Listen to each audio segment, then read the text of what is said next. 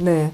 저도 읽다가 보니까, 그 말 중에 가사라는 말이 나오는데, 예, 이것은 뭐 만일, 뭐 설사, 이런 말 같습니다. 네, 뭐, 한번 읽어보기는 했는데, 또, 뭐, 법원이나 이런 뭐 전문 용어로는 그런 설사, 만일 이것을 가사라고 하는가 봅니다. 예, 큰 2번, 항소 이유의 요지 1. 원심은 그 사실 인정 과정에서 형사 정거법에 위배하여 사실을 오인한 잘못이 있습니다.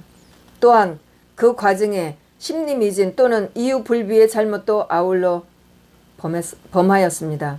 2. 원심은 명예훼손죄의 성립, 위법성 조각 사유의 판단 등과 관련하여 중대한 헌법 위반, 법리 오해 등의 잘못을 저질렀습니다. 3. 가사, 만일, 네.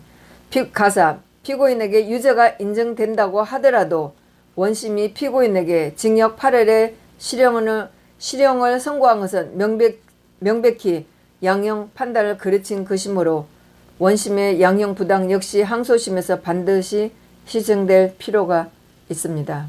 네, 큰 3번 원심의 사실 오인, 심리 미진 등 1. 원심은 그릇된 예단을 갖고 심리하였습니다. 가. 원심은 판결문 말미에서 피고인은 박근혜 전 대통령이 탄핵되고 형사재판을 받게 된 일련의 사태에 불만을 품고 어떤 합리적인 근거나 검증 절차도 없이 막연한 추측만으로 허위 사실을 방송하였다라고 적시하였습니다. 저도 그 1심 그 선고 때 이 말 들으면서 판사 이 말 들으면서 굉장히 놀랍고 어처구니 없었어요. 아니 왜 판사가 제 얘기를 하지? 이 사람이 방송을 보기나 했나? 굉장히 왜곡되고 굉장히 하여튼 일방적이라고 할까? 이런 얘기를 하는 거예요. 자기가 아니 어떻게 이런 얘기를 할 수가 있죠? 결국은 이 얘기를 보면은 판사 자체가 굉장히 문제가 있다는 얘기예요. 설사 그렇다고 해도 판사가 자기 법정에서 이런 얘기를 하면 안 되는 거죠. 에? 자기는 자기 재판만 하고 두고 공정하게 하면 될 텐데 이거에 대해서 피고인에 대해서 완전히 단정을 해버리는 거 아니에요. 에? 자기가 정말 박 대통령 재판에서 뭘 아냐고. 이 사람뿐만 아니에요. 정말 제가 재판에 다니면서 보면은 수많은 판사들이 자기네들이 박 대통령 재판에 대해서 들어가 보진 않았고 자기네들 들은 거는 2016년에 그 거짓말만 들은 것 뿐인데 다른 재판에서도 엉터리로 이런 말을 집어넣고 있는 판사들이 엄청 많았었어요. 이 판사도 자기가 뭘 안다고 이런 식으로 피고인은 박근혜 전 대통령이 탄핵되고 형사재판을 받게 된 일련의 사태에 불만을 품고 당연히 품죠. 품고 있는 사람이 많죠. 그랬는데 왜 이런 재판에 이런 단정적인 얘기를 하냐고요. 굉장히 공정하지 않은 이런 판결문을 그 판사가 그 속에 넣었어요. 사태에 불만을 품고 어떠한 합리적인 근거나 검증 절차도 없이 막연한 추측만으로 허위 사실을 방송하였다. 그러니까 이 판사가 얘기하는 합리적인 근거나 검증 절차도 없이 이게 뭔가요? 재판의 기록물을 다 보고 재판에 가서 보고 했는데 이보다 더 많은 검증 절차가 뭐가 있어요? 에? 판사라고 다 맞는 게 아니더라고요. 제가 다녀보니까 대부분 판사들도 마찬가지예요. 에? 그랬는데 판사가 하는 짓이 합리적인 근거나 검증 절차도 없이 막연한 추측만으로 허위 사실을 방송하였다.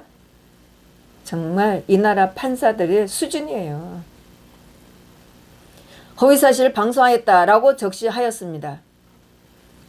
판사가 그렇게 했었다는 거죠. 피고인은 수사, 원심의 심리 및 판결에 이르기까지 재판의 전 과정을 통해 마치 박근혜 전 대통령의 탄핵과 형사재판이 함부로 입에 담아서는 안 될 정치적인 근기처럼 취급되고 있다는 느낌을 지울 수가 없었습니다. 그러나 이 문제에 관해 침묵을 강요한다고 해서 국론이 모아지고 사회가 안정될 것이라고 생각하는 것은 큰 오산입니다. 박근혜 대통령의 탄핵과 관련해서 워싱턴 포스트의 워터게이트 특종이 그러했듯이 두고두고 논쟁적 소재가 될 수밖에 없습니다. 당연하죠. 워싱턴 포스트의 특종보다 박 대통령 탄핵은 진실을 아는 사람이 너무나 많다는 거죠. 근거도 하나도 없고. 워싱턴 포스트가 폭로했던 테이프에 과연 도청 지시사항이 있었는지에 대해서는 지금도 역사가들의 영원한 논쟁거리로 남아있거니와 오랫동안 논쟁의 주제가 되어왔던 깊은 목구멍, 이거 영화로도 나온 적이 있었는데 저는 이 영화는 보지는 않았습니다. 딥트롯 이라고 칭했던 취재원의 정체가 드러난 그또 보도 후 33년이 지난 2005년에 이르러서였습니다. 현재 대통령의 탄핵이라는 천지개벽의 사태가 생긴 만큼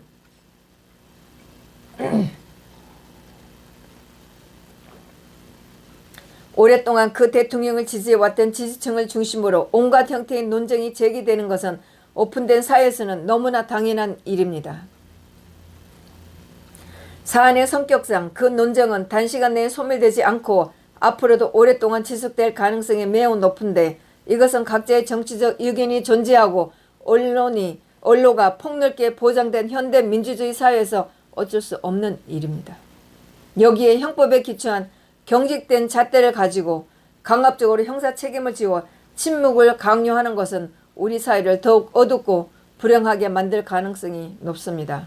마치 지구상에서 가장 고요하고 청정한 땅인 남극이 펭귄을 제외하면 어떤 육상동물도 생존할 수 없는 죽음의 땅이 된 것처럼 말입니다.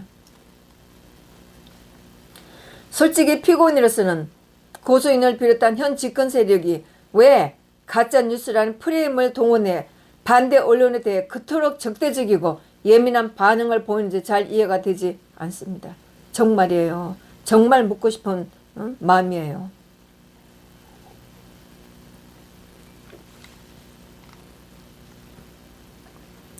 일찍이 토마스 제퍼슨이 지적한 바와 같이 진리는 오류에 대하여 적절하고도 충분한 적수이며 인간의 간섭이 진리의 자연적 무기인 자유는 토론을 무장해제하지만 않는다면 그 갈등에서 두려워할 것이 하나도 없고 진리와 오류가 서로 자유를 반박하도록 허용될 때 오류는 더 이상 위험한 것이 되지 못하기 때문입니다. 네, 우리들이 뭐라고 얘기만 하면 거짓이라고 하고 팔짝 뛰고 있는 거죠. 그러면서 우리가 집회하는 거를 죽기 살기로 막고 있는 거죠. 네. 왜 그러는 거죠? 자기네들이 당당하다면 우리가 설사 다른 얘기를 해도 그렇게 팔짝 뛸 이유도 없고 우리가 집회를 해도 죽기 살기로 거짓말 해가면서 막을 하던 이유가 없는 거죠. 피고인은 국민의 공적 관심 사안이 되는 중요한 정보를 찾기 위해 정직하게 취재 및 방송에 임했을 뿐 어떠한 정치적 목적을 염두에 두고 방송이란 수단을 동원한 사실이 전혀 없습니다. 이것은 오랫동안 언론에 종사해왔던 피고인에 대해서는 매우 모욕적인 판단입니다. 기자란 질문하는 것을 업으로 삼고 있는 사람으로서 끊임없이 의문을 품고 그 의문을 풀기 위해 끊임없이 사람을 만나고 끊임없이 질문하는 직업입니다. 그 질문의 상대방은 대통령, 대법원장, 행정부의 장관일 수도 있고 말단 직원일 수도 있으며 청사의 방호원이나 청수부 아줌마일 수도 있고 심지어 음식 쓰레기와 함께 쓰레기통에 버려진 폐지일 수도 있습니다. 현 단계에서 구체적인 취재원이나 취재의 경위를 밝힐 수는 없지만 이 사건 기사 역시 통상의 언론 보도와 다름없이 취재원과의 접촉을 통해 얻어낸 산물입니다. 취재원의 제보 내용이 사실이었는지 여부는 변론으로 하더라도 적어도 기자의 추측과 상상으로 날조해낸 가공의 사실이 아니라는 점은 분명히 말씀드릴 수 있습니다.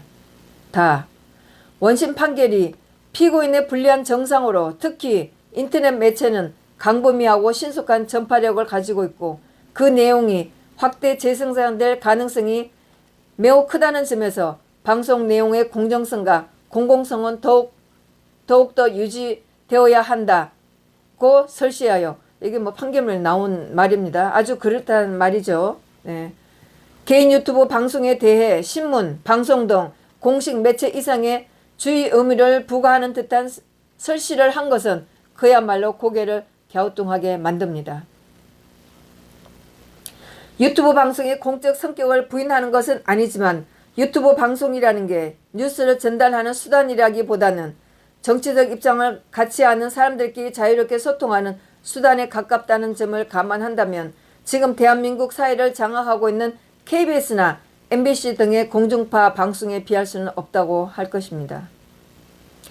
매체 중에는 이른바 정론지라고 하여 정제된 뉴스의 취재 및 보도를 위주로 하는 매체도 있지만 독자를 끌어들이기 위해 유명인과 관련된 각종 의혹이나 소문, 험담 등을 흥미 위주로 다루는 옐로페이퍼도 있습니다. 이런 방송도 마찬가지입니다. 모든 언론이 다 정론지처럼 보도할 수는 없듯이 독자들의 수준이나 취향에 맞는 각자의 영역과 역할이 분명히 있는 것이며 매체의 성격이 어떠냐에 따라 이를 접하는 독자들의 신뢰도는 크게 달라질 수밖에 없습니다. 피고인의 유튜브 방송을 폄훼할 생각이 없지만 조직화되고 분업화된 현대 산업 사회에서 각자의 취재 영역을 가진 기자들이 정색한 표정으로 해당 분야의 뉴스를 전달하는 공중파 방송 프로그램과 1인 유튜버가 전지적 관점에서 백화점식으로 정보를 쏟아내는 개인 유튜브 방송의 신뢰도가 똑같을 수는 없습니다. 다시 말해 피고인이 무슨 내용을 떠들더라도 우리 사회의 여론에 미치는 영향력은 극히 미미할 수밖에 없고 실제로도 그러했습니다. 변호인으로서는 도대체 우리 사회가 언제부터 유튜브 방송을 통해 제기된 이런 정도의 정치적 주장도 허락하지 않을 정도로 심각하게 얼어붙은 사회가 되려버렸는지 실로 개탄을 금할 수가 없습니다. 2. 원심은 형사정거법에 위배하여 핵심 증거에 대한 증거 조사를 하지 않았거나 신뢰할 수 없는 증거를 섣불리 취신한 잘못이 있습니다. 네, 정말 판사가 너무나 일방적이고 편협된 판결을 했다고 할 수밖에 없었던 그런 1심의 판결이었었어요. 이 사건의 핵심 증거는 2018년 3월 2일 사건과 2018년 3월 2일 거짓과 진실이라는 유튜브를 통해 공개된 대통령을 묻어버린 거짓의 산 제59편 박근혜 대통령은 무죄다. 그 증거는 기록 속에 있다. 거짓과 진실 행동 지침 공개라는 제목의 동영상입니다. 원심은 이 동영상을 저장한 CD와 방송 내용 녹취록은 증거로 채택하였으나 해당 동영상에 대한 증거 조사는 실시하지 않았습니다. 녹취록에 기재된 죽은 언어를 통해 과거의 사실을 판단하는 것과 공개된 법정에서 생생한 영상과 음향을 통해 판단하는 것은 전혀 다른 결과를 초래할 수 있습니다. 이 점에서 원심 재판 과정에서 해당 동영상에 대한 금정이 생략된 것은 피고인으로서 매우 유감스러운 일입니다. 그러므로 피고인은 기 재판부에 이 사건 동영상 정제 1호증에 대해 검증을 요청하고자 합니다. 네, 이렇게 해서 어제 증거 1번 해서 우정찬 기자의 한 4분 좀 넘는 그 방송을 틀었습니다. 네, 여기까지 끊고 또다시 계속하도록 하겠습니다. 감사합니다.